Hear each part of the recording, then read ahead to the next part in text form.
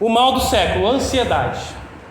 O que essa historinha tem a ver? Alguém já ouviu a história de um homem, um trabalhador rural, no interior do Rio Grande do Sul, e no interior do interior? Esse senhor estava fazendo um transporte de umas sacas de milho, sozinho, na estrada, carregando essa saca pesada nas costas, com muito esforço, com muito esmero, caminhando, carregando essa saca de milho. É pesadona. Até que um carroceiro se aproxima dele, no sentido que ele está indo, vê o esforço daquele senhor, a lentidão dele e a distância que tinha até o rancho onde ele ia levar aquela saca de milho. Esse carroceiro se aproxima do cara e pergunta: meu senhor, o senhor quer uma carona? Eu posso te ajudar? Eu estou com a carroça vazia mesmo, eu te levo aí. O cara topou na hora. Não, claro, quem não quer ajuda, né? Obrigado pela sua disposição em me ajudar. Então juntos eles colocaram a saca na carroça. O carroceiro sentou-se à frente para conduzir o animal, o cavalo, e o colono sentou junto com a saca de milho na carroça atrás. Aí ali pelas tantas na estrada, o carroceiro, né, conduzindo o seu cavalo todo esbelto, bem tranquilo de fazer aquele esforço para o qual ele tem toda a força sobrando, tranquilo, puxando a carroça. E ele ouviu um barulho, percebeu algum movimento na carroça. Ele olhou para trás e o colono estava levantando a saca de milho de cima da carroça. Estava levantando a saca e botando nas costas. E o carroceiro: meu senhor, o que o senhor está fazendo? Você vai cair, vai se machucar, o que você está fazendo aí? Não, eu preciso ajudar o cavalo, não acho que ele consegue carregar essa saca sozinho, então eu vou ajudar ele. Esse é o coloninho que tenta ajudar o cavalo a conduzir a sua saca. Deus, meus irmãos e amigos, Deus quer aliviar o peso de qualquer coisa na sua vida que possa estar dificultando a sua caminhada. Deus quer aliviar. Mas será que eu deixo? Será que a minha ansiedade não está impedindo que eu usufrua do cuidado de Deus que com leveza nos conduz, e eu insisto em carregar esse saco de milho nas costas? Como você sabe que é uma pessoa ansiosa? Vamos ao texto bíblico de Filipenses, capítulo 4. Eu vou pedir que você se coloque de pé, se você puder. Filipenses capítulo 4, nós vamos ler do versículo 4 ao 9. Se alguém não tem no celular ou na Bíblia, o texto vai ser projetado também na NVI, nova versão internacional. Assim diz a palavra do Senhor, meus irmãos. Filipenses 4, de 4 a 9. Alegrem-se no Senhor. Novamente direi, alegrem-se. Seja a amabilidade de vocês conhecida por todos. Perto está o Senhor. Não andem ansiosos por coisa alguma, mas em tudo, pela oração e súplicas, com ação de graças, apresentem seus pedidos a Deus. E a paz de Deus, que excede todo entendimento, guardará os vossos corações e as suas mentes em Cristo Jesus.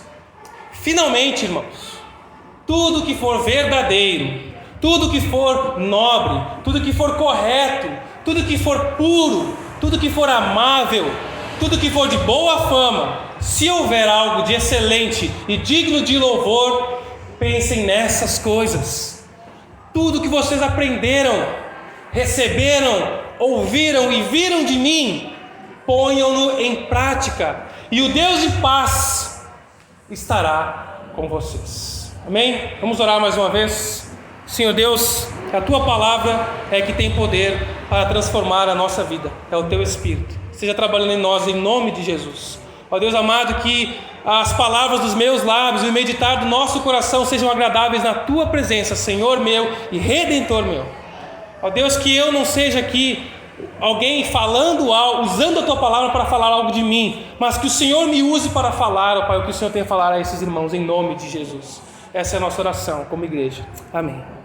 Pode se sentar. Como você sabe que está ansioso? Talvez você diga às vezes: eu estou ansioso hoje eu estou um pouco ansioso, algumas coisas vão acontecer. Ou alguém lhe diz: tu está muito ansioso, cara, relaxa aí, te acalma. E você diz: não, eu não estou ansioso, só estou me preparando, estou me organizando para o pior, estou me preparando para as situações, eu não estou ansioso. Mas pense um pouco, o que você sente quando está ansioso? Eu não quero demorar muito nessa parte aqui do sermão, mas a ciência moderna, são pesquisas atuais, mas as definições vêm muito antigas, define a ansiedade como um desconforto físico e psíquico, excesso de agonia, uma aflição, um desejo intenso e impetuoso, forte, ausência de tranquilidade, uma pessoa que não está tranquila, que demonstra ou possui medo e receio. Essa é uma definição. Outros, a psicopatologia define como uma condição emocional de sofrimento. Então é apenas uma condição emocional de sofrimento, que é definida por uma expectativa de algo inesperado e perigoso, à frente do qual o indivíduo se acha indefeso. Algo pode acontecer, algo pode de ruim, de que pode prejudicar ou mudar a minha situação, e eu vou sofrer com isso, emocionalmente. Também é uma característica do ser humano que antecede momentos de perigo real ou imaginário, marcada por sensações corporais desagradáveis, tais como sensação de vazio no estômago, aquele aperto no tórax, transpiração e outras alterações associadas ao sistema nervoso autônomo, que também acontece no nosso corpo. A palavra ansiedade significa estrangulamento em si. Olha que definição. A gente fala, eu estou ansioso, mas se a gente fosse lá, eu estou me sentindo estrangulado hoje. É mais forte, né? A ansiedade nos tira o oxigênio, corta o nosso fôlego e nos asfixia, rouba nossas forças, embaça os nossos olhos e tira de nós a boa perspectiva do futuro. Tem um homem chamado Gary Collins, é um psicólogo clínico, PhD em psicologia clínica, cristão, autor de mais de 40 livros, dos quais 4 pelo menos que eu conheço foram traduzidos para o português por editoras diferentes. Não o mesmo livro, mas 4 livros diferentes. Esse homem chamou a ansiedade de a emoção oficial da nossa época, base da maioria das neuroses e o fenômeno mais penetrante desse tempo, alcançando gerações, idade, grupos etários econômicos mais diversos. Há outras informações que Gary Collins traz, eu vou privar vocês desse cansaço, separações, divisões, de subclassificações da ansiedade, níveis de ansiedade, moderada, calma. Há várias classificações que, dependendo a linha que os psicólogos seguem, dá para fazer diferente. Mas eu creio que essas definições básicas já nos bastam aqui. Já dá para a gente entender do que vamos falar.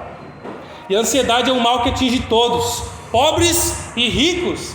O pobre acha que o rico não sofre de ansiedade porque ele tem dinheiro, e o rico acha que o pobre não sofre de ansiedade porque não tem nada para se preocupar. Ambos sofrem de ansiedade.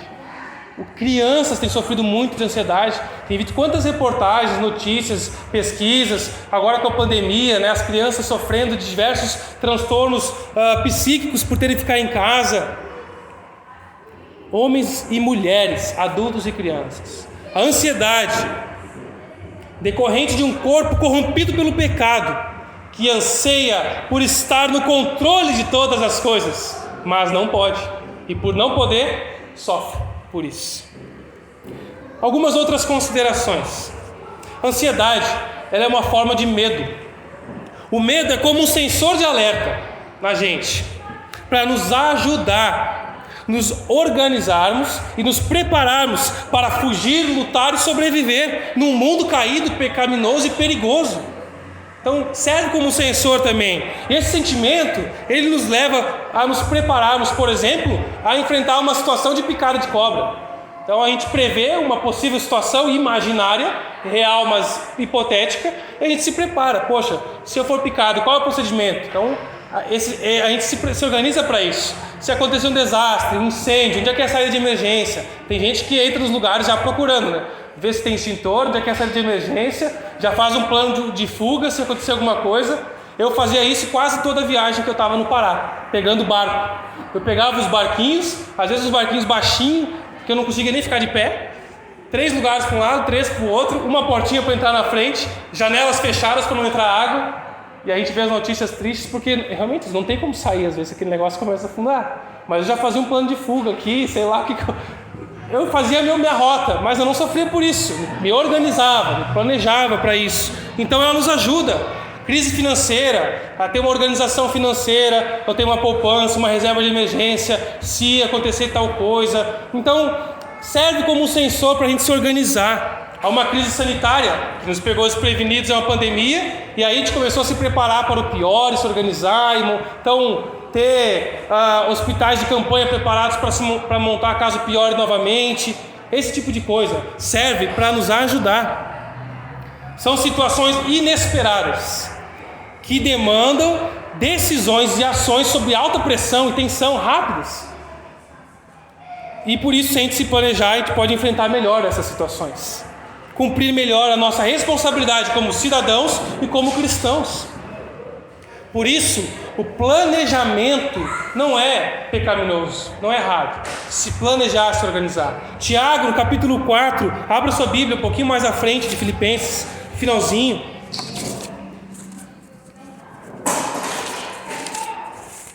Tiago 4, o versículo 13 ao 15, nos diz o seguinte. Amém? Tiago 4, 13. Eu vou guardar porque eu não tenho texto para vocês acompanharem aí. Ouçam agora vocês que dizem: hoje ou amanhã iremos para esta ou aquela cidade, passaremos um ano ali, faremos negócios, ganharemos dinheiro. Todo aquele plano muito bom, né? Versículo 14 nos coloca a realidade. Vocês nem sabem o que lhes acontecerá amanhã. O que é sua vida? Vocês são como a neblina que aparece por um pouco de tempo e depois se dissipa. E a gente aqui na Serra sabe muito bem como é que é isso, da neblina aparecendo inesperadamente, desaparecendo também. Mas ao invés disso, versículo 15, deveriam dizer: se o Senhor quiser, viveremos e faremos isso ou aquilo. Ou seja, ele não está dizendo para não fazer planos, para não planejar, mas para confiar em Deus. Eu vou fazer um plano, eu vou fazer uma rota, eu vou me organizar para isso, para a minha vida, para o que está acontecendo, as nossas decisões. Mas isso não vai decidir quem eu sou, o que vai acontecer. Se Deus permitir, a gente vai fazer, se não, não. Por que a gente sofre então? Porque não é só o mundo que é caído e pecaminoso, não é só o mundo que jaz no maligno, que é perigoso, mas a nossa natureza pecadora também. Nossa natureza é caída. E esse sentimento, esse sensor para nos organizarmos diante de perigos está desorientado, está desregulado também. Como muita coisa na nossa vida precisa do ajuste do Espírito Santo. Mas quando que a ansiedade e o medo se tornam pecaminosos? Será que eu estou pecando ou não nas minhas preocupações? Qual é o limite? Nós estamos pecando quando a ansiedade ou o medo, ao invés de nos capacitar e nos levar a confiar em Jesus, diante de um problema real, a gente fica travado, embaçando, complicando a nossa vida e de outras pessoas que convivem com a gente, diante de problemas futuros ou até mesmo inexistentes, e nos faz ignorar Deus. São pensamentos e sentimentos antibíblicos que nos levam a ações pecaminosas, a comportamento pecaminoso. Isso ocorre quando a gente coloca o nosso reino, o nosso mundinho imaginário na frente do reino de Deus. Porque eu me preocupo com a minha vida, o meu reino, tudo que eu tenho, e isso fica à frente. Então isso vira um tormento para mim, porque eu quero que tudo seja no meu controle. Mas como saber se eu estou sofrendo com ansiedade? Quais são os sintomas de que estamos sofrendo com uma ansiedade pecaminosa? Diversas são maneiras, aqui são algumas coisas mais clínicas mesmo, muito conhecidas, eu quero só recapitular para a gente lembrar. Diversas maneiras e variam de pessoa para pessoa, de organismo para organismo, mas não é uma lista única, muito menos exaustiva, de manifestações da ansiedade. Mas as mais comuns, segundo especialistas, são insônia. A ansiedade geralmente provoca dificuldades para dormir. Você se rende ao cansaço, mas acorda de meio de madrugada, sem sono, preocupado, pensando no que tem que fazer. A pessoa não consegue desligar a mente para ter o descanso que precisa. E o ruim disso é que a falta de um sono devido encarreta em mais problemas físicos, prejudica mais ainda o nosso corpo. nos deixa muito mais vulneráveis. Outro sintoma muito fácil é palpitações do coração. O corpo naturalmente acelera o batimento cardíaco quando enfrentamos perigo.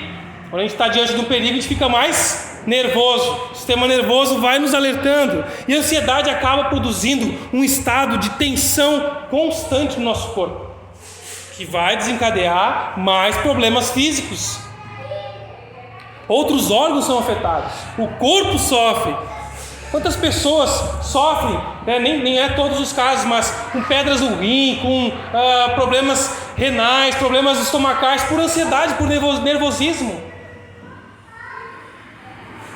Esses são os principais fatores por trás da conhecida síndrome do pânico.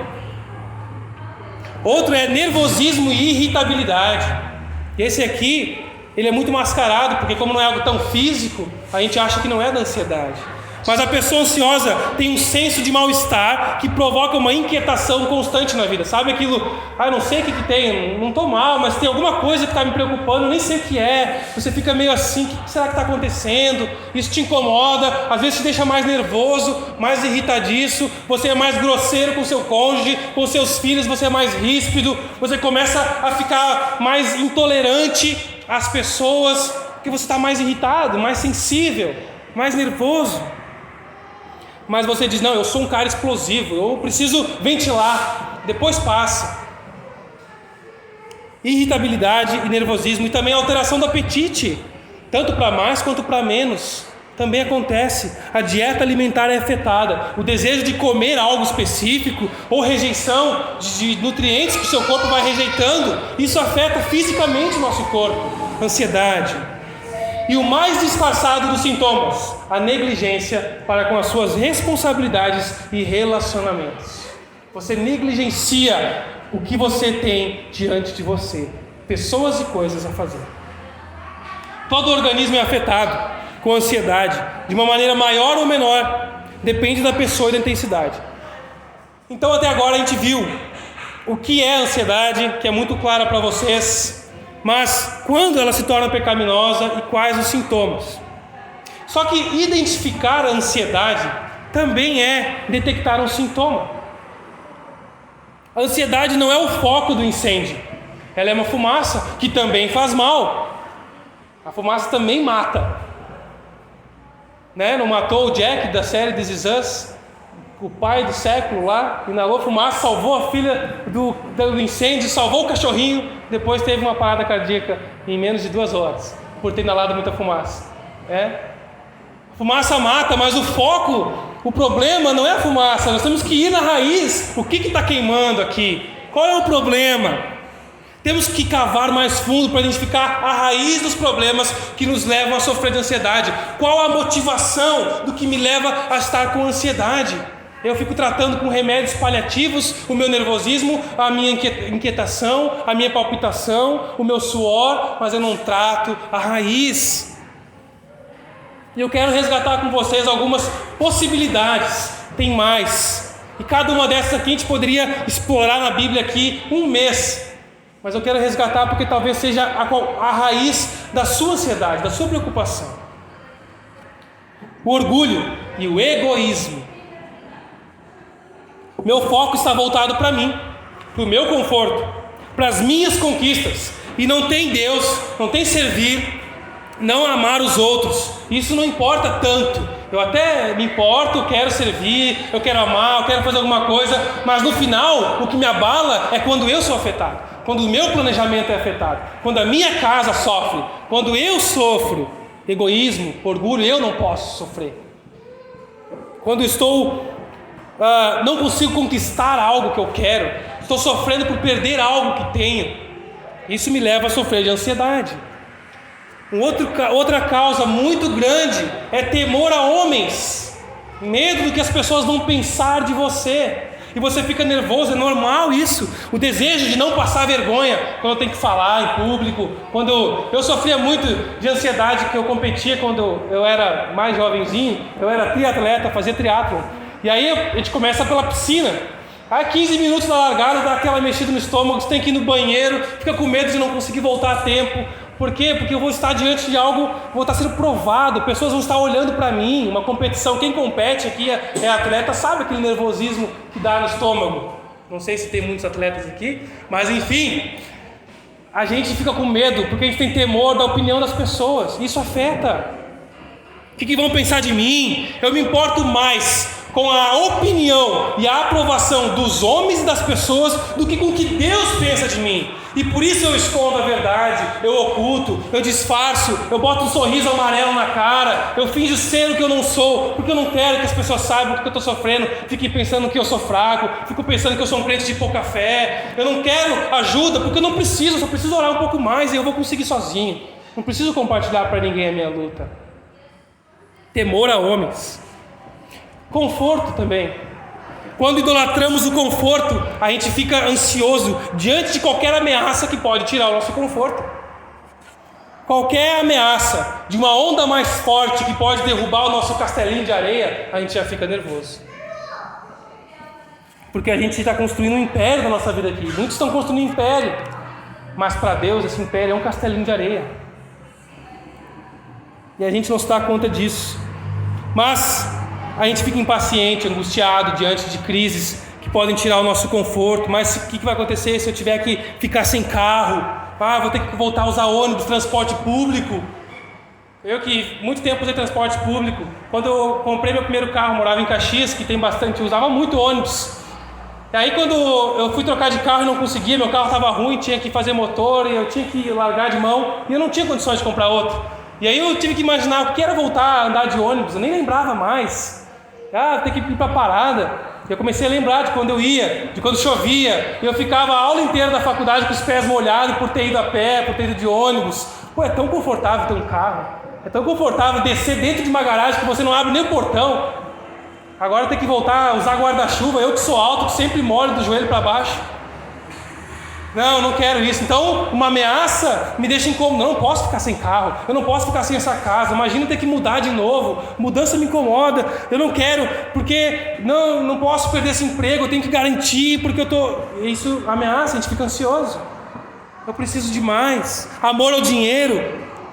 Grande porcentagem da ansiedade que sentimos gira em torno da vida financeira. Impacta diretamente. Os nossos conflitos, os nossos incômodos giram em torno da vida financeira. De não confiarmos no cuidado de Deus.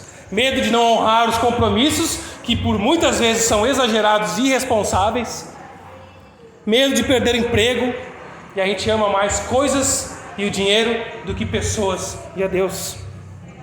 A ingratidão também é uma raiz, motivação da ansiedade. A gente esquece a provisão, a bondade demonstrada por Deus ao longo da nossa vida. Como a gente esquece? Pense no último ano de pandemia. Nós estamos aqui vivos, respirando bem, mas a gente esquece facinho. E a gente fica com medo. Não, agora a nova cepa e não sei o que, e tem que fazer a terceira dose. E a gente fica, calma. Não seja ingrato, Deus tem cuidado de você. Olhe para trás o que Ele já fez e faz por você. Você vai esquecer disso? Vai sofrer à toa? Quer carregar o saco de milho nas costas, em cima da carroça? E você começa a ignorar Deus nos seus planos. Porque eu sei que existe Deus, eu confio, mas eu preciso fazer alguma coisa, eu tenho que agir. Eu tenho que me privar, me organizar. E você não descansa. Em última instância, e por baixo de cada um desses pecados, está a falta de fé, a incredulidade. Quando somos ansiosos e medrosos diante de problemas em potencial ou mesmo inexistentes, a gente está duvidando do caráter de Deus. Você não diz, Deus, você é injusto.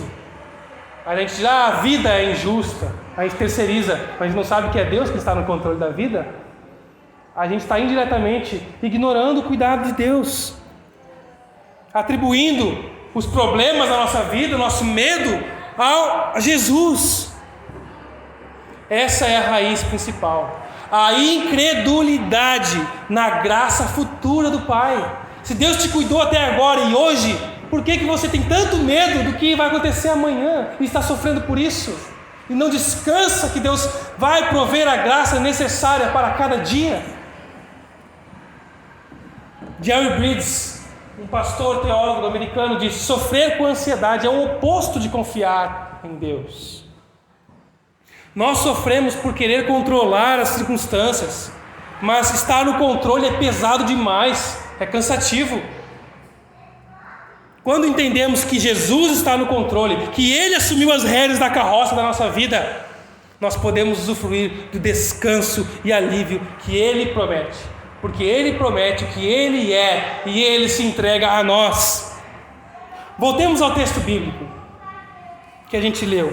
Vamos olhar aqui um pouquinho e ver quantas instruções preciosas o Espírito Santo nos dá para lidar com esse assunto. Capítulo 4, do versículo 4 ao 7.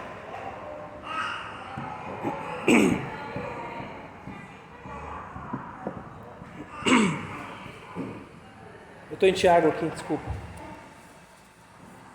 Alegrem-se no Senhor. Filipenses 4:4. Novamente direi: alegrem-se. Seja a amabilidade de vocês conhecida de todos. Perto está o Senhor. Não andem ansiosos por coisa alguma, mas em tudo, pelas orações e súplicas e ações de graça, apresente seus pedidos a Deus. E a paz de Deus, que excede o entendimento, guardará o coração e a mente de vocês em Cristo Jesus. Aleluia. Entregue a Deus os seus sentimentos. Nenhuma circunstância isolada na vida determina a condição do nosso coração e da nossa mente. Uma pessoa pode alegrar-se interiormente, mesmo quando tudo fora é escuro, é tenebroso, é ruim, é sofrimento e é dor. A pessoa pode estar alegre internamente. Mas como isso? Que paradoxo é esse? Isso é verdadeiramente possível e duradouro quando ele se alegra no Senhor. Como diz o texto: alegrai-vos no Senhor. Isso é por causa da união com Cristo. Como nós cantamos, somos um com Ele, pela morte dEle, pela nossa fé nele, nos tornamos um com Ele, recebemos as bênçãos da sua vida santa, e Ele leva o castigo da nossa vida suja, e nós podemos usufruir do cuidado do Pai. Essa alegria tem que invadir, extrapolar qualquer preocupação, qualquer situação ruim. É a alegria do cuidado de Cristo Jesus, a rocha inabalável que nos preserva em Deus.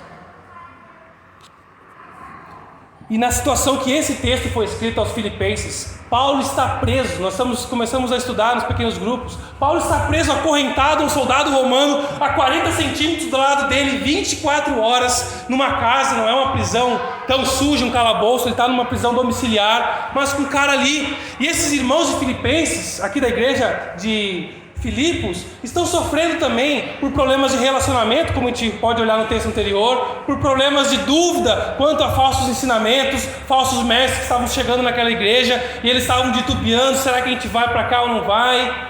Quem que fala a verdade? Mas mediante a isso, Paulo exorta e lembra: alegre-se no Senhor, independente da circunstância externa. Paulo preso, os filipenses em crise, mas Paulo insiste. Outra vez digo, versículo 4: alegre-se no Senhor. Confiem a Deus os seus sentimentos. Um coração alegre não é murmurador, não é reclamão. A pessoa reclamona, a pessoa que está sempre reclamando. E eu tenho essa tendência, eu luto contra isso, porque eu venho de um meio muito crítico, né? Engenharia analítica, crítica, então eu critico tudo. E aí eu não sei a linha de equilíbrio, eu passo muito fácil entre murmuração e crítica sugestiva. Não estou reclamando, eu só quero fazer uma observação. A gente critica tudo. Deus tem me ensinado: cala a boquinha, meu filho. Confia em mim, espera, descansa. As coisas não vão ser tudo perfeitinho, não vai acontecer como você planejou. Descansa, relaxa, ser fiel a mim e eu dar-te a coroa da vida. Mas a gente insiste em reclamar: porque está muito quente, porque está muito frio, porque o preço da gasolina. E a gente fica falando, discutindo. Toda vez que a gente se reúne, a gente reclama e não vai resolver nada. A gente não influencia nada nisso, as nossas conversinhas. Não é que a gente não vai falar sobre as coisas que acontecem no mundo, mas por que é sempre um tom de reclamação, de murmuração, de deixar o ambiente mais sujo? E tu viu o que o outro fez? E olha o nosso prefeito, e olha o nosso governador, e o nosso presidente, e o ministro tal. É sempre um tom de reclamação.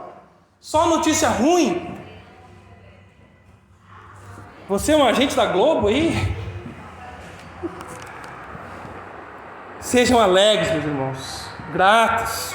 O versículo 5 vai dizer: seja a amabilidade, em outras versões, a bondade, a generosidade e gentileza de vocês conhecida por todos. Será que as pessoas que nos conhecem nos veem como pessoas amáveis, dóceis, gentis?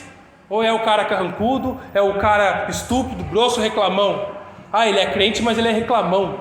Não combina, é incoerente. Isso tem que mudar, não é que nunca acontece. Ah, se tu reclamou, tu não é crente. Não, a gente reclama, mas a gente precisa voltar os nossos olhos para a cruz e mudar isso. Um coração gentil não é briguento, não fica procurando treta o tempo todo, não é irônico, sarcástico nos relacionamentos. E isso deve ser reconhecido por outros em nós. É isso que Paulo está falando. Seja conhecida por outros. Não é você que diz: não, eu sou uma pessoa muito gentil, eu sou um cara muito simpático. Não é você que tem que dizer. É os outros que têm que reconhecer isso, sem precisar falar. O que as pessoas veem em você? Estresse? Desânimo? Irritação? Desmotivação? Desculpas? Carência de atenção? O que as pessoas veem em você? Medo até do silêncio? O mundo precisa ver no crente a tranquilidade, a serenidade, a alegria e uma confiança não fingida, porque isso não se sustenta. Não adianta a gente vir aqui fingir que está tudo bem, alegre, sorrindo, mas lá fora nossa vida está um caos podre, a gente é assim com todo mundo. Isso é horrível, viver assim é terrível demais. Vai explodir uma hora, você não aguenta viver essa vida ambígua. Mas uma vida sincera, racional, que olha para a cruz. Deus me amou, Ele me fez um em Jesus, com Ele e eu posso ter alegria apesar das circunstâncias. Fé no que Jesus fez e faz por nós, no que Ele promete, fé nas promessas do cuidado dEle. Se a sua alegria está em algo que pode acabar, ou que você pode perder, se a sua alegria depende de como vai ser a bolsa amanhã, que depende das notícias, que depende de não sei do que, quão infeliz você será. E isso é uma evidência de que nós não estamos alicerçando em Cristo a nossa vida. Agora, o versículo 6 nos dá a chave que abre o cadeado das correntes da ansiedade e nos liberta disso: a oração. A oração, meus irmãos. Uma jornalista e colunista que se diz guru em espiritualidade e autoconhecimento, por nome Yara Fonseca, ela publicou um artigo em que ela fala: não existe melhor terapia no mundo do que a oração. Só que não, a oração não é terapia, mas temos que convir a de se considerar de que a oração é um presente terapêutico de Deus para nós. Nós não precisamos olhar para a oração como uma terapia, porque é isso que o mundo diz. Não, é bom que você tenha alguma fé, que você se apegue a alguma coisa. É isso que a gente ouve em situações. Não, olha, você tem que acreditar em alguma coisa, orar para alguém aí, porque orar para alguém, como assim? Isso é eu transformar o relacionamento com Deus em algo terapêutico, um placebo? Não, meus irmãos. Mas sim, a oração tem efeito terapêutico em nós. Ela transforma a nossa vida, a nossa condição emocional, a nossa mente. Ela é o remédio que inicia o tratamento de qualquer preocupação. A sincera oração, que fala para Deus o que está no coração. Não é eu repetir qualquer coisa, não é eu ler o Pai Nosso, é eu falar para Deus o que está no meu coração. Abrir o meu coração para Deus. Isso é orar. Falar com Deus. Abra o seu coração para Deus, fale para Ele que está aí dentro. Mas eu não sei como orar. Se você pensar em como orar, você já não está sendo sincero com Deus.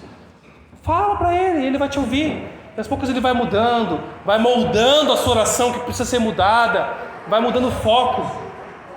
Devemos orar, suplicar, abrir o nosso coração a Deus, falar com sinceridade e com gratidão, o texto lembra, pelo que Ele já fez. Aí sim, o versículo 7 vai ser verdade. E a paz de Deus que excede todo entendimento guardará o nosso coração e a nossa mente em Cristo Jesus. Aí sim, nós queremos a paz do versículo 7, mas nós não oramos como o versículo 6 nos instrui e nos ordena. Nós queremos usufruir de paz. E às vezes a gente está nervoso, ansioso, eu me pego assim, não, calma, relaxa, não vai adiantar. A gente filosofa para nós mesmos, racionalizamos e tentamos nos tranquilizar com essa injeção de racionalidade de que eu não vou mudar a circunstância. Mas não é isso que eu estava falando. Dobra os joelhos e abre o teu coração diante de Deus. O que está te preocupando? Aí a paz de Deus guardará a nossa mente e nosso coração. Esse guardará, meus irmãos, ele tem uma conotação militar aqui. Paulo usa esse termo porque é como se fosse um guarda, um sentinela, um vigia na porta do nosso coração para que ele não entre em conflito e a gente possa usufruir dessa paz de Jesus. O que faz isso? Orando, buscando a Deus, nossas súplicas diante dele, a nossa gratidão diante dele. Então a paz dele vai funcionar como um guarda, impedindo essas emoções de afligirem nosso coração. A confiança de que Deus nos protege das mazelas do pecado e da ansiedade. Confie em Deus seus sentimentos, alegrando-se nele e buscando com sincera oração. E receba a paz que Deus quer te dar para te proteger. A segunda instrução preciosa vem do muito conhecido versículo 8, que diz: finalmente, irmãos, tudo que for verdadeiro, tudo que for nobre, tudo que for correto, tudo que for puro, tudo que for amável, tudo que for de boa fama, se houver algo de excelente e digno de louvor, pense nessas coisas. Ou em outras versões mais antigas, seja isso que ocupe o vosso pensamento. Deus quer controlar os seus pensamentos. Deixa Deus controlar os seus pensamentos. Como eu já disse, sofrer com ansiedade é um pecado de pensamentos e sentimentos antibíblicos que nos levam a atitudes também pecaminosas e prejudicam o nosso corpo. Nós devemos ocupar nossos pensamentos com a palavra e a pessoa de Jesus Cristo. O que você tem colocado para dentro da tua cachola aí, durante a semana? Que tipo de filme você tem assistido? Que tipo de séries você tem assistido? Que podcasts, vídeos no YouTube? O que você faz com o seu tempo? Que músicas tem ouvido? Que livros tem lido? Com o que você alimenta a sua mente? A palavra nos diz: alimente com o que é verdadeiro. Qual é a única verdade garantida e absoluta que nós temos? É a palavra de Deus. Alimente-se da palavra de Deus. Não apegue-se a notícias especulativas. Não gaste energia com inverdades, com um monte de teorias que te desgastam, te preocupam à toa. Ocupe o seu pensamento com aquilo que é digno de louvor, que deve ser recomendado a outros, compartilhado. Você compartilharia tudo que você viu essa semana com outras pessoas? Com os irmãos da igreja? Não estou falando que a gente tem que só assistir filmes gospels, músicas gospels, coisas cristãs ou não cristãs. Aliás, isso é outro assunto, definir o que é de fato cristão e o que é não cristão. Isso é um outro assunto para outro momento. Mas o que é puro, a gente consegue analisar. Eu falo isso porque tem muita música gospel que faz mais dano do que poesia de grandes poetas brasileiros. Tem muita música gospel que ensina em verdades e afeta o nosso relacionamento com Deus de maneira que nenhuma música do Gilberto Gil faria. Nenhuma não, algumas. Talvez. Mas esse é um assunto para outra hora. Mas tenta somar em horas aí, nas últimas 2 semanas, quanto tempo você investiu no que é respeitável, justo, puro, amável, de boa fama, com virtude, refletiu nisso, aplicou em algo na sua vida? Consegue? Nós precisamos pedir para que o Espírito Santo controle e guie a nossa vida. E Ele fala isso a partir da nossa mente. Nós não somos robozinhos em que a gente quer uma coisa, a gente viu uma coisa, a gente pensa em uma coisa e Ele vai nos fazer outra. O que a gente tem colocado aqui? Romanos capítulo 12, versículo 1 e 2 fala: é a transformação da nossa mente que vai nos fazer nova criatura. Efésios capítulo 5, o versículo 18, Paulo lembra: não se embriaguem com o vinho. Ele não está dizendo para não beber, está dizendo para não se embriagar. Agora, qual que é o limite disso para cada um? É muito tênue isso. Não vou entrar nessa discussão agora. Mas o texto diz: não se embriague com vinho no qual há dissolução. Em outras versões, no qual leva ao descontrole. Você perde o controle da sua vida, da sua boca, da sua mão. Você é agressivo, é estúpido, vira um idiota, bêbado. Não entregue sua vida para bebedice. Mas deixai-vos encher pelo Espírito Santo. E Ele vai conduzir a nossa vida. Como? Cantando salmos, versículo seguinte, 19 e 20, cantando salmos, cânticos espirituais entre si, em comunhão, na igreja, louvando o Senhor com o coração, com música. Por tudo dei graças a Deus, ao Pai, em nome do nosso Senhor Jesus Cristo. E no texto paralelo à igreja de Colossenses, Paulo com o mesmo pensamento, falando sobre ser controlado pelo Espírito Santo e não pela bebedeira ou pelo álcool ou por qualquer outra coisa que controle nossa vida e tire o controle do Espírito Santo, ele diz: habite ricamente a palavra de Deus em vós. Como eu quero ser guiado pelo Espírito Santo se eu alimento a minha mente com outras coisas? Como que o meu pensamento vai ser conduzido, direcionado por Deus, meus sonhos, meus planos para minha família, para o meu casamento, se eu não me alimento da palavra de Deus, do alimento espiritual que vai transformar a minha mente? É a palavra de Deus que muda a nossa vida. O Espírito Santo usa ela, mas a gente sempre tem aquela esperança ansiosa de passar por um portal cósmico que nos faz novas criaturas forever. Não, agora aqui, tudo mudou. Não, tudo está mudando. É um processo e você precisa da palavra de Deus para te guiar nesse processo. Senão você desvia, você sai, você abandona, você se desilude, você fica ingrato, você fica irritadíssimo, ansioso. Terceira instrução, meus irmãos: entregue a Deus as suas atitudes. Versículo 9, Paulo vai dizer, no final da carta, tudo que eu falei, gente, não adianta a gente falar isso aqui. Ponham em prática tudo que vocês aprenderam, receberam, ouviram e viram em mim. Paulo se colocando como exemplo. E aí sim, a paz de Deus estará com vocês. Entregue a Deus suas atitudes. Pratique o que você tem aprendido. Não é só entregar no sentido de virar as costas. A gente fala, larguei para as cobras. A gente às vezes faz assim com Deus também. Larguei para Deus e virei as costas. Não é isso. É entregar de confiar que Ele vai conduzir, ter a confiança nisso. De modo constante, consciente, perceber que Deus está presente em todas as áreas, em todos os momentos da nossa vida. Mas nós o ignoramos facilmente.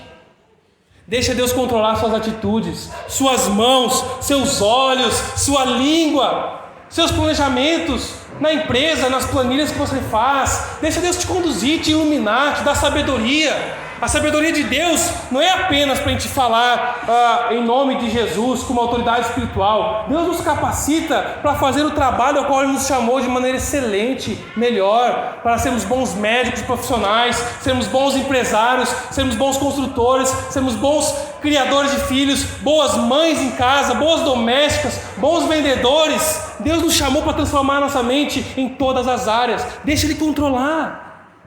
Busque a Ele em oração. Só que a ansiedade nos deixa improdutivos ou mega ocupados. A gente tem tanta coisa para fazer, que a gente não tem tempo nem para orar. Tem um reformador, Martin Bucer, esse europeu, um dos agentes envolvidos na reforma, não tanto notório como Lutero, mas ele, numa das biografias dele, ele dizia num dia corrido: nossa, eu tenho tanta coisa hoje para fazer que eu preciso de no mínimo 3 horas para orar. Sabe o que é isso? Eu tenho tanta coisa hoje para fazer que eu preciso orar mais. A nossa tendência é tão facinho ser o contrário disso. Hoje eu tenho tanta coisa para fazer que depois, quando eu chegar em casa, eu oro. Amanhã eu vou ter um tempo maior de oração. Eu compenso no domingo indo mais cedo para a igreja. Eu faço um jejum. Mas a gente tira Deus da nossa vida. A gente quer estar no controle de tudo. Esse pensamento dele quer dizer: quanto mais a gente se atarefa e enche de coisa, mais nós precisamos e dependemos de Deus. E a oração mostra em quem nós confiamos. O quanto você ora mostra se você confia em Deus ou no seu próprio braço. Não. Você não diz isso, mas as nossas ações dizem: eu não preciso orar, eu já sei o que eu tenho que fazer. Eu sei como que eu tenho que agir. Eu já estudei para isso. Eu estou preparado. Eu me organizo, eu faço um plano. É muita coisa para perder tempo orando. A oração nos faz reconhecer o quanto nós precisamos, dependemos de Cristo Jesus.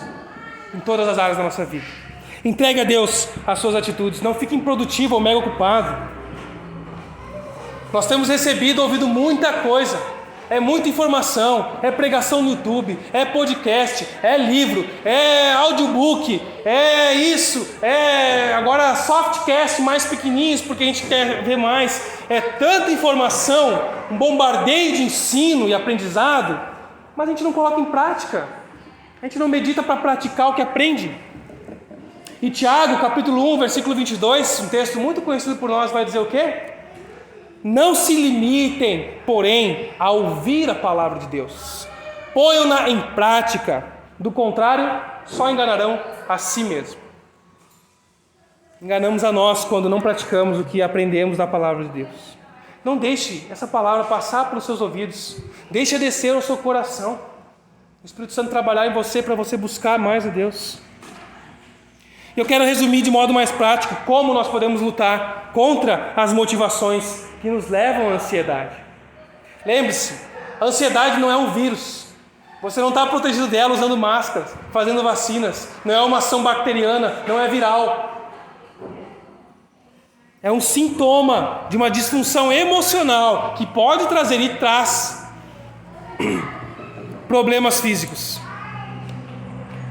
Mas em sua grande maioria não começam com problemas físicos. A grande maioria dos problemas de ansiedade, depressão, compulsão obsessiva, por ansiedade, nesse caso, não começam com problemas físicos. Os problemas físicos são decorrentes desse problema da disfunção emocional. Não sou eu, tá? Se vocês não acreditam em mim, que estou falando isso. Esses são estudos médicos e psíquicos. Os médicos podem comprovar aí depois isso também. A grande maioria, não é um absoluto. Então, como lidar com a ansiedade? Primeiro, comece distinguindo, identificando a diferença entre o cuidado normal, planejado e o pecaminoso. E eu quero trazer algumas perguntas para vocês que vão ajudar vocês a identificar. Será que a minha preocupação é porque eu sou um cara super planejado ou porque eu sou ansioso? Acho que está morrendo a bateria aqui.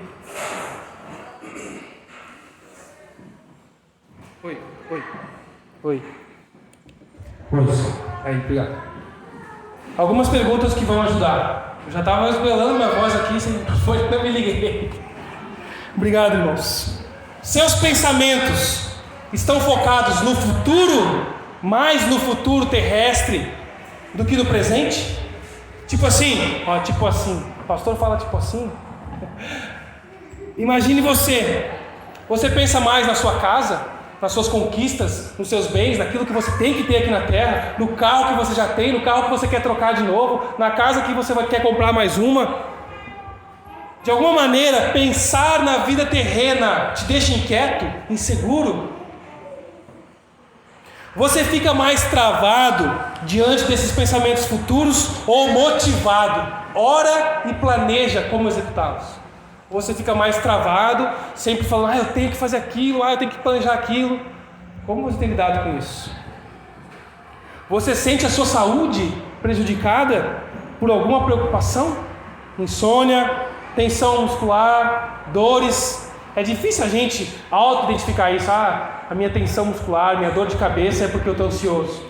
Mas o seu corpo pode estar sofrendo por ansiedade, porque ele está no controle de toda a situação e circunstância. Você percebe que as suas emoções ficam alteradas em circunstâncias específicas? Que circunstâncias são essas quando você fica mais nervosão, mais manipuladora, mais nervosa, mais irritada? Quais são essas situações?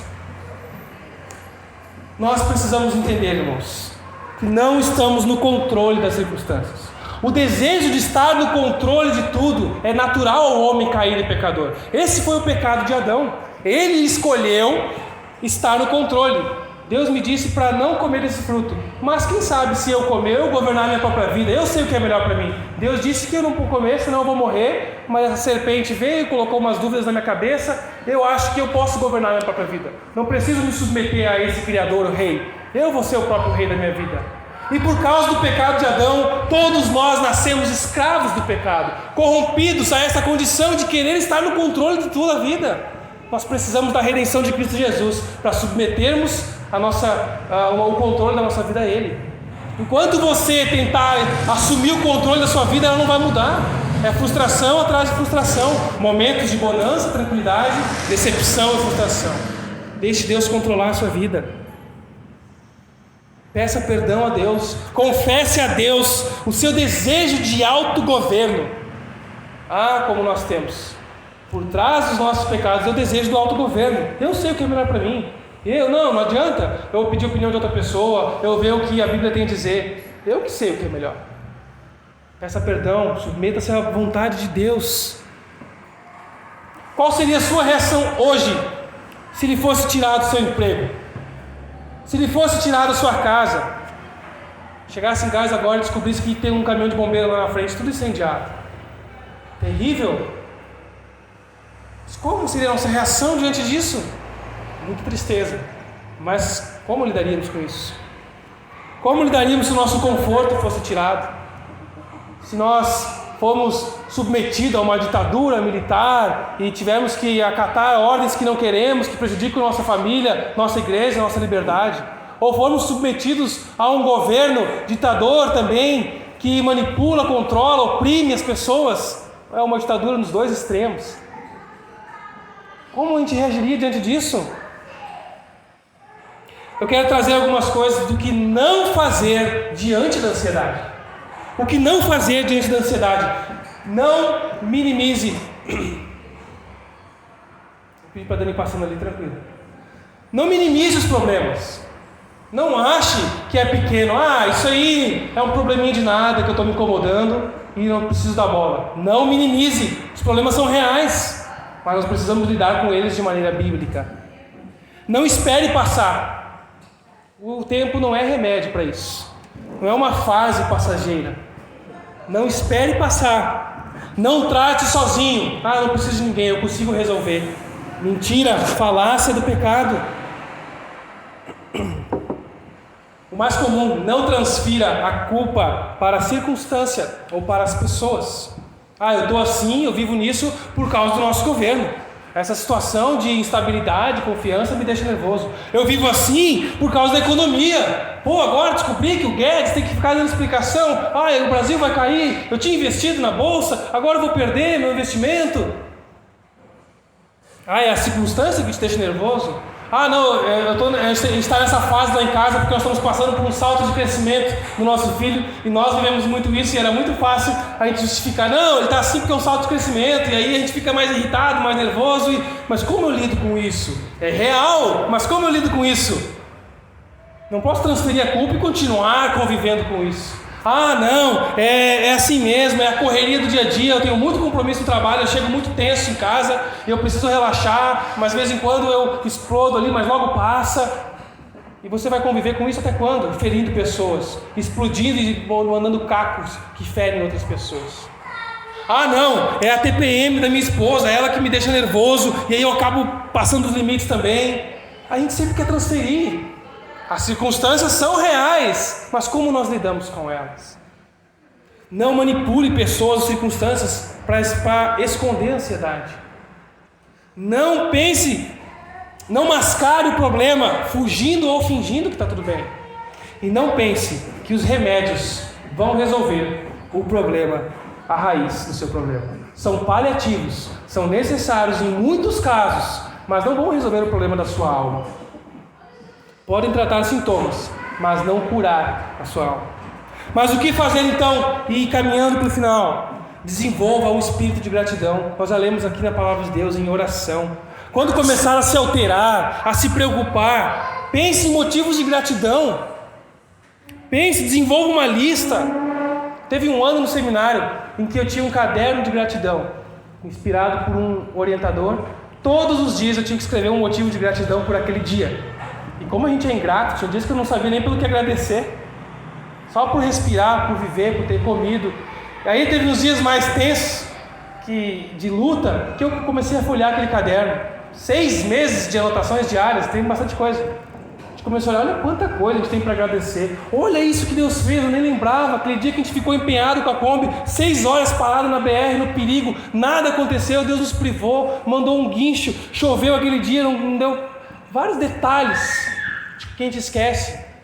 Desenvolva uma lista de gratidão, um pote da gratidão. Vamos fazer isso para o ano que vem aqui na igreja. Um pote, a gente coloca motivos de gratidão. No final do ano a gente vai lembrando da graça, do cuidado de Deus. Faça isso, um espírito de gratidão. Recheie a sua vida de oração. Você não precisa esperar ter as 3 horas, como esse cara citou, para você ficar em casa na madrugada, de manhã ou de noite para orar. Mas não deixe de buscar a oração específica, mas recheie seu dia no carro, no trânsito, no trabalho, numa tarefa que você faz ali, às vezes, sem precisar se concentrar. Recheie a sua vida de oração e recheie a sua oração de gratidão. Isso vai mudar a sua perspectiva da vida. Expresse gratidão aos outros. Um presente, uma lembrança, muito obrigado por simples ajudas. Expresse gratidão. Desenvolva o hábito de viver à luz da eternidade. Eu estava conversando antes aqui. Essa era a mente de Paulo. O cara estava nas piores condições, situações em diversas das suas cartas, mas ele mantinha a perspectiva da eternidade, do plano de Deus, da missão de Deus, e era isso que mantinha ele concentrado na missão. Então não supervalorize as coisas do mundo, os bens materiais. Não fique tão preocupado com elas, mas olhe para a cruz, para o que Deus já fez e quer fazer na sua vida e por meio dela. Desenvolva a humildade. A ansiedade está muito relacionada com autoproteção. Medo de perder prestígio, de perder valor, de não ser amado. Seja humilde. Reconheça que você não tem nada a temer às pessoas. Peça perdão, assuma erros e falhas. E desenvolva o amor ao próximo, com atitudes e hábitos para demonstrar amor na vida das pessoas. Mas o que tem a ver o amor com a ansiedade? João lembra na primeira carta dele, 1 João capítulo 4, versículo 18, que o amor lança fora o medo. Se eu amo, não preciso me preocupar com isso. Eu posso enfrentar riscos, eu posso passar por provações, posso passar por dificuldades, posso ser humilhado no meu trabalho, eu posso ser humilhado em casa, eu posso ser honrado também, posso ter fartura, sobrar, posso viver na miséria, na escassez, eu posso todas essas coisas naquele que me fortalece. É o que o texto de Filipenses capítulo 4, versículo 12 e 13 mais à frente vão nos dizer, irmãos. E por último, mais importante, do qual dependem todos os anteriores, desenvolva o seu conhecimento de Deus. A psicologia fala muito do autoconhecimento para superar a ansiedade e frustração. Mas nós precisamos conhecer quem Deus é, e a palavra dele mostra quem nós somos também. Conhecer quem Ele é vai revelar quem somos e do que precisamos. E conhecer vai além de saber sobre, não é memorizar o texto, não é saber todas as respostas teológicas prontas, mas é ter relacionamento, saber o que agrada, amar para agradar ao Pai. Você diz que confia em Deus, mas não descansa? Não ora? Você diz que entrega tudo para Deus, mas não abre mão de querer estar no controle da sua vida e de outras pessoas próximas a você?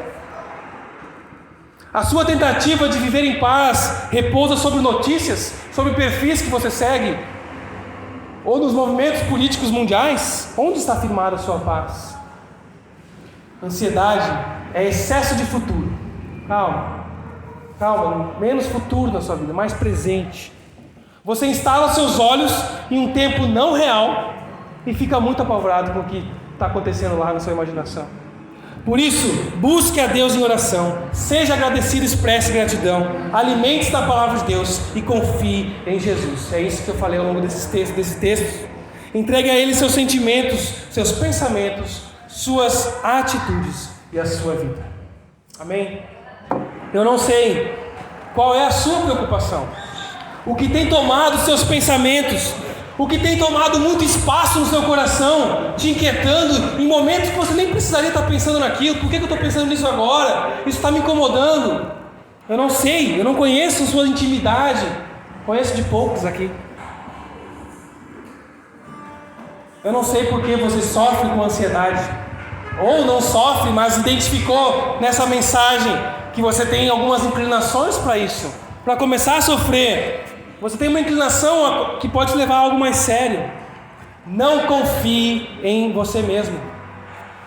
Não confie em autoajuda, mas na ajuda que vem do alto.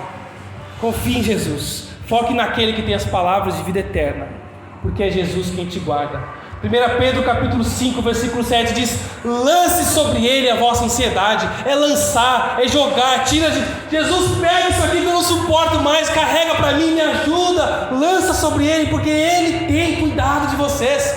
O texto não diz que ele vai cuidar, ele diz que ele já tem cuidado. Nós precisamos olhar, Jesus tem nos sustentado, tem nos abençoado com muito mais do que a gente merece. Se você se entregar nas mãos dele, confie, deixa ele cuidar de você. Não carregue o fardo que não é para você carregar sozinho. Deixe Deus aliviar a carga, tornar sua vida mais leve, física, emocionalmente e espiritualmente. Deixe Deus usar a igreja para isso, para te ajudar. Atenda ao chamado de Jesus em Mateus capítulo 11, o versículo 28, que diz: vinde a mim, vós que estão cansados e sobrecarregados, e eu vos aliviarei, eu vos darei descanso. Deus nos dá descanso, porque Ele nos dá o que Ele é. Ele nos oferece a si. Usufrua do descanso em Deus, pela fé. O descanso é Jesus. É tudo sobre Jesus, meus irmãos. Nós vamos cantar essa canção, que é sobre esse texto que nós cantamos, que nós lemos, estudamos. Que a palavra de Deus encha e inunde nosso coração, habite ricamente em nós. Busque isso para que Deus trate todas as áreas da nossa vida. E busque ajuda na igreja, em irmãos e profissionais. Mas não descanse nisso, descanse em Jesus, para a glória dele. Amém?